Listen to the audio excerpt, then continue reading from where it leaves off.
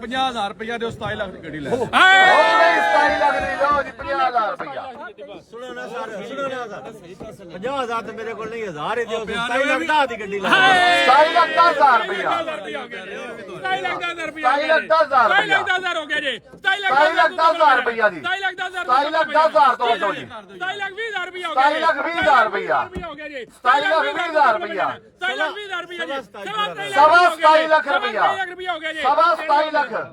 ਨੇੜੇ ਆਓ ਸਵਾ 27 ਲੱਖ ਖੁਰਮ ਸਾਹਿਬ ਗੱਡੀ ਲੈ ਕੇ ਦਿਓ ਹੁਣ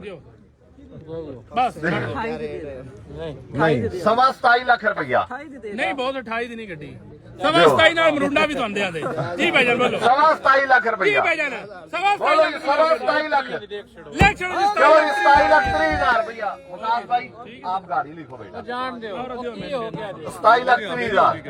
27 ਲੱਖ 30,000 ਦੀ ਗੱਡੀ ਲੈ ਛੱਡੋ ਭਾਈਜਾਨ ਦੀ हो गई 27 तरीक दी बोलो 27 लाख 30,000 रुपया ਪੰਜ ਘਾਟਾ ਤੁਹਾਨੂੰ ਪਿਆ ਤੇ ਜਿੰਨੇ ਬੰਦੇ ਖੜੇ ਨੇ ਸਾਰੇ 5-500 ਓਕੇ ਹੋ ਗਿਆ